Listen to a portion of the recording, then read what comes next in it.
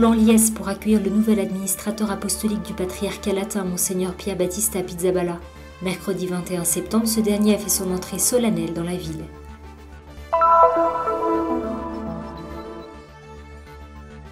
Le pape François a rencontré à Assise des chefs religieux du monde entier afin de prier pour la paix, donnant lieu à de nombreuses rencontres, notamment avec des réfugiés syriens.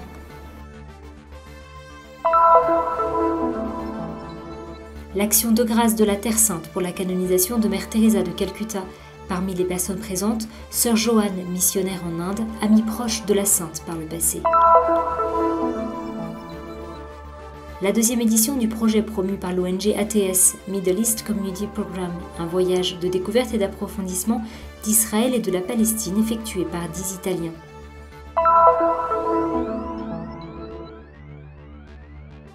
Depuis le 14 septembre, la ville de la Nativité accueille un nouveau festival. Au programme, musique, artisanat et tradition.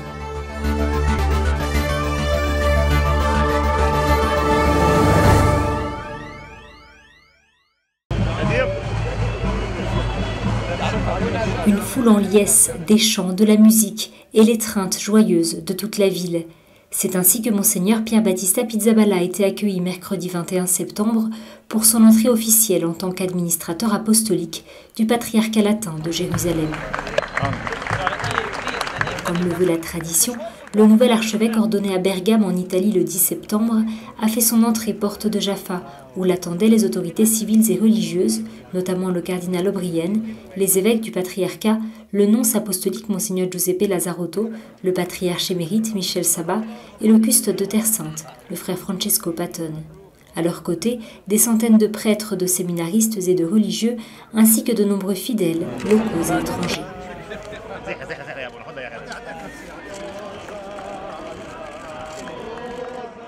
Entre les notes de l'hymne Lauda Jerusalem Dominum, la foule s'est rendue en procession à la cocathédrale du patriarcat latin pour réciter les vêpres.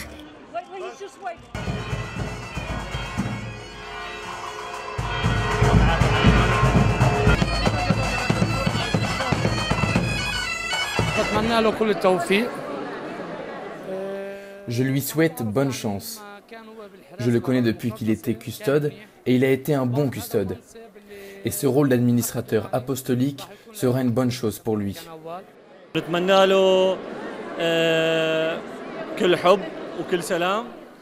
Je lui souhaite tout l'amour et la paix possible. Que Dieu le guide par son Esprit Saint, afin qu'il puisse guider l'Église. Je lui souhaite la sagesse nécessaire pour faire les bons choix. Je souhaite simplement dire à Monseigneur Pizzaballa qu'il est le bienvenu. Nous sommes ensemble. Nous devons être ensemble, prier, travailler ensemble et nous soutenir les uns les autres. Je souhaite bonne chance et succès à l'administrateur apostolique.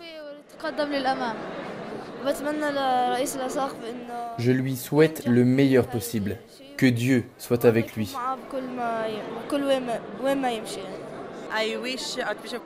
Je souhaite que Monseigneur Pier Battista puisse travailler sur les défis actuels de la Terre Sainte, garder la communauté chrétienne et catholique unie, construire des relations avec les autres églises et avec les autres religions.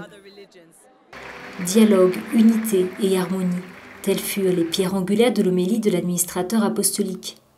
À Jérusalem, les divisions ne manquent pas, soulignait Monseigneur Pizzaballa. Mais c'est justement dans ce contexte si difficile, qui ne nous permet pas de nous faire d'illusions, que nous sommes appelés à être Église, c'est-à-dire à être un témoignage d'unité. Si on commence à regarder les problèmes, les divisions et les différences de chacun, on ne s'en sort pas. Nous devons repartir de notre relation à Jésus, à l'aide de la parole de Dieu qui illumine notre regard sur l'autre, et alors sa différence ne peut plus être vue comme une menace, mais comme un enrichissement mutuel. Sufficit bi gratia mea, ma grâce te suffit. Telle est la devise choisie par Monseigneur Pizzaballa pour son ordination épiscopale, rappelée au cours de son homélie, laquelle s'est conclue par un appel vibrant lancé à tous les présents. Je veux être évêque de tous et pour tous. Je compte sur votre pleine coopération à tous.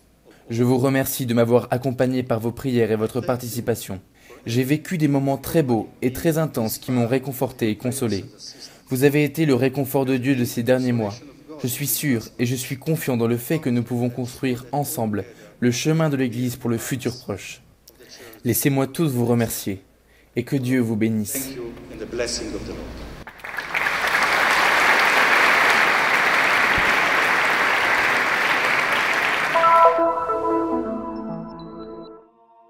Dans un Moyen-Orient déchiré par des murs, des conflits et des guerres pour multiples raisons, la paix correspond au désir le plus cher de tous. Voilà le thème placé au cœur de la rencontre interreligieuse d'Assise, en Italie, où le pape François a rencontré 12 000 représentants de 9 religions et de 26 confessions religieuses différentes pour une journée de prière pour la paix.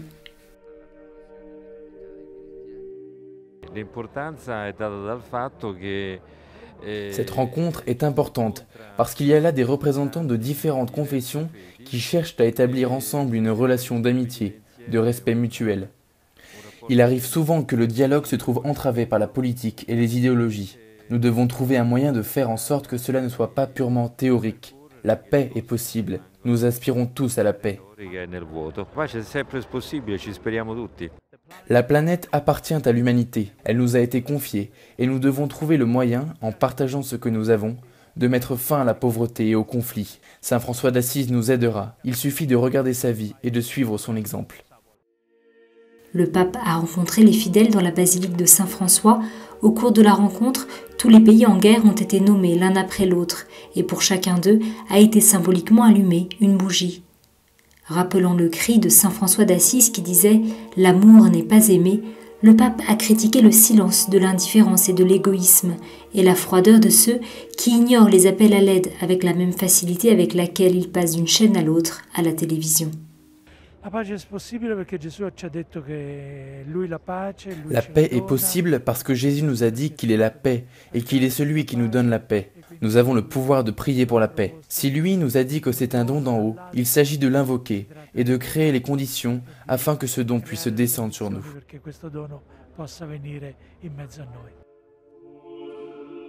Le pape a également rencontré quelques réfugiés.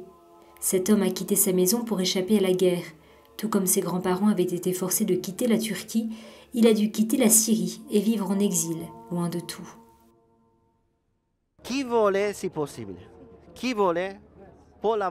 Pour ceux qui le souhaitent, la paix est possible. Tout le monde peut travailler à la paix. Tout le monde peut trouver la paix d'abord en lui-même, sans haïr les autres, sans distinction de religion. Parce que Dieu créa l'homme. Il le créa pour vivre et non pour tuer. Nous espérons que notre prière aujourd'hui parviendra jusqu'au Seigneur, afin que nous puissions recevoir ainsi sa bénédiction.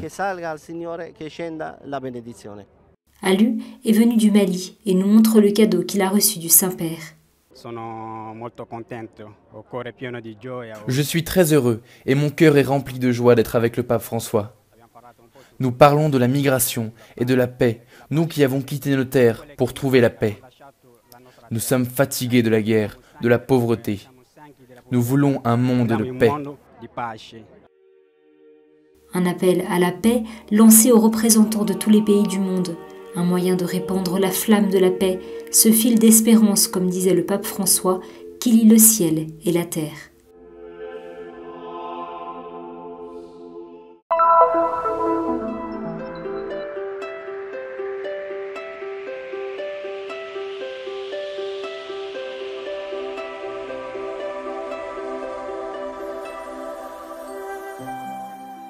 Mère Teresa nous a toujours enseigné par son exemple. Elle a enseigné plus par son témoignage que par ses mots, parce que l'on voyait qu'elle mettait en pratique ce qu'elle prêchait. Sœur Joanne, qui parle à la caméra, est membre des missionnaires de la Charité et est une amie proche de Mère Teresa. C'est elle qui, dimanche 18 septembre, a apporté à l'autel de Saint-Sauveur à Jérusalem une relique de la Sainte des plus pauvres, à l'occasion de la messe d'action de grâce célébrée pour sa canonisation, laquelle a eu lieu le 4 septembre au Vatican. En 1965, je suis allée en Inde pour le congrès eucharistique. Je l'ai rencontrée et j'ai décidé de la rejoindre. Elle faisait tout, le moindre de ses actes, pour Jésus. Et elle nous a enseigné à continuer à faire ainsi tout au long de notre vie. Mère Teresa est née en Albanie en 1910 et prend le voile en tant que postulante à l'âge de 18 ans, immédiatement après être arrivée en Inde. L'œuvre qu'elle fonde atteint en quelques années les confins de Calcutta. Suite à l'approbation du pape Paul VI en 1964, la communauté passe de quelques centaines de membres à plus de 5000 religieuses avec 750 foyers dans le monde entier et notamment en Terre Sainte.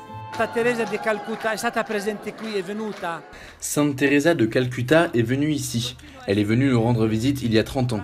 Elle continue d'être présente à travers ses sœurs qui se trouvent à Naplouse, à Gaza, à Bethléem, à Jérusalem, mais aussi en Jordanie, avec 2 communautés.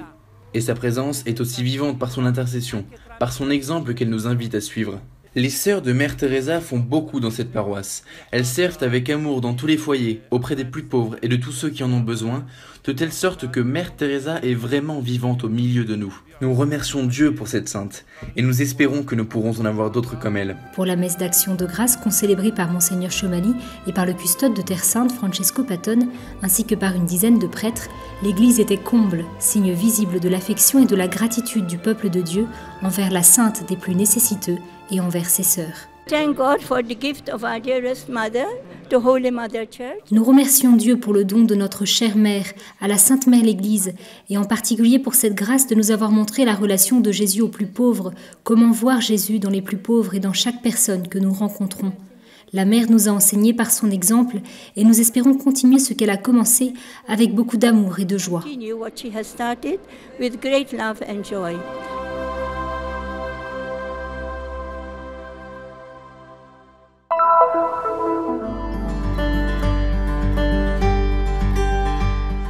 C'est très certainement une expérience que l'on n'est pas prêt d'oublier. Ces 3 semaines ont été, je pense, les plus intenses de ma vie. L'opportunité qui m'a été donnée par l'ATS était pour moi comme un rêve. Middle East Community Program, tel est le titre du projet promu et organisé par l'association Pro Terra Sancta, une ONG au service de la custodie franciscaine, qui a permis à 10 Italiens de s'aventurer dans les méandres d'Israël et de Palestine pour un voyage de découverte et d'approfondissement du Moyen-Orient. Le Middle East Community Programme est un programme qui est né il y a quelques années. Il s'agit cette fois de la 2e édition. Il s'agit d'un programme de 3 semaines, conçu pour les jeunes, un public de jeunes mais aussi de moins jeunes, notamment des universitaires et des jeunes professionnels. Je viens d'être diplômée en droit en présentant une thèse de droit international sur le Moyen-Orient. C'était pour moi une occasion unique pour approfondir certaines questions sur le terrain. J'ai participé à ce programme principalement par intérêt personnel. Faisant des études de relations internationales, j'ai cherché à toucher de près la réalité du conflit israélo-palestinien. J'ai décidé de venir plus particulièrement dans le cadre de ce projet, avec ce programme, parce qu'il permet de connaître et d'aller un peu plus loin pour découvrir ce qu'est la culture locale du pays, et n'offre pas seulement une visite guidée des lieux les plus importants. Du 22 août au 9 septembre 2016, le groupe a pu entrer en contact étroit avec les réalités locales israéliennes et palestiniennes, conférences, visites, excursions, mais surtout rencontres avec les habitants des lieux et activités sur le terrain dans diverses œuvres sociales. Leur visite ne consiste pas vraiment en un voyage touristique traditionnel, en une visite des lieux saints comme un pèlerinage, ni simplement en une visite des lieux d'intérêt historique et artistique. Il s'agit avant tout de connaître le Moyen-Orient, d'avoir l'opportunité de comprendre cette situation et ce qui empêche les gens qui vivent ici de vivre en paix. L'effet au début est presque dramatique, au sens où c'est une chose d'entendre parler du mur, d'entendre les différents récits de l'extérieur ou de les lire dans un livre d'histoire, et c'est autre chose de le vivre. Nous pensons que c'est là aussi une opportunité pour les Palestiniens, un moment d'échange, parce que ces moments que nous créons sont des moments d'échange. Ils nous apprennent quelque chose sur nous-mêmes et nous apprenons aussi beaucoup de choses d'eux. L'objectif des organisateurs est d'augmenter le nombre de participants. Diverses universités italiennes, notamment l'Université catholique de Milan, ont jusqu'à présent promu l'initiative. Le but est d'impliquer également d'autres pays. Nous sommes partis de la prise de conscience que cette terre, être sur cette terre, visiter et connaître les différentes communautés est une excellente opportunité pour comprendre, connaître les grandes dynamiques politiques, historiques qui se reflètent dans notre monde. Toutes les informations sont sur le site proterrasancta.org. Nous sommes à la recherche de nouveaux partenaires et nous désirons promouvoir ce programme également à l'étranger.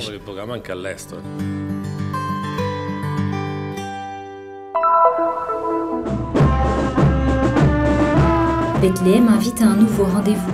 Le 14 septembre a été lancé le premier festival de tourisme et de culture de la ville. Les scouts syriaques orthodoxes ont inauguré la kermesse en entonnant l'hymne national palestinien en présence des autorités civiles et religieuses.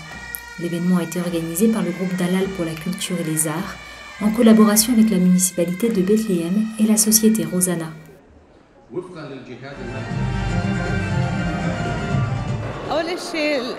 Le but de ce festival est avant tout de créer un programme stable afin que la ville puisse en même temps bénéficier de la présence de touristes et de pèlerins tout en leur offrant de nouvelles opportunités.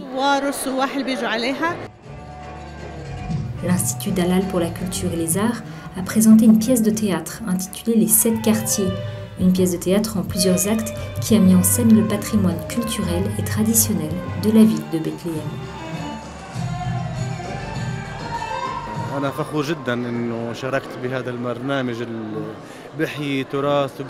Je suis très fier de participer à cet événement qui vise à faire revivre la tradition et l'histoire de Bethléem, venant nous rappeler ses origines.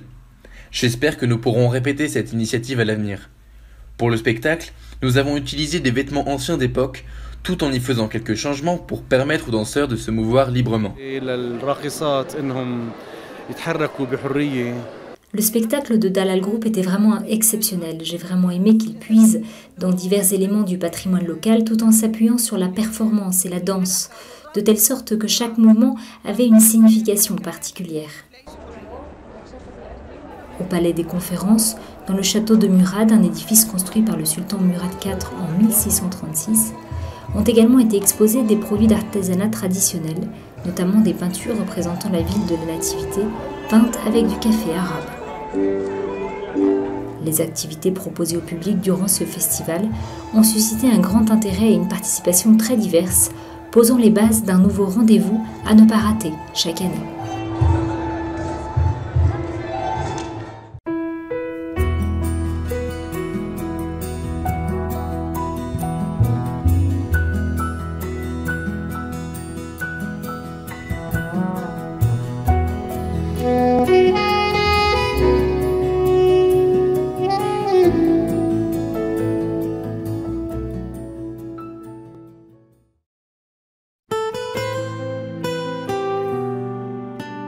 La mission du Christian Media Center est d'apporter au monde le message de la Terre Sainte, la terre du 5e évangile.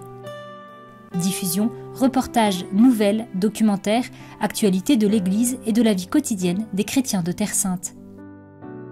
Vous pouvez nous aider dans cette mission afin que soit connu et répandu le message de la Terre Sainte. Aidez-nous.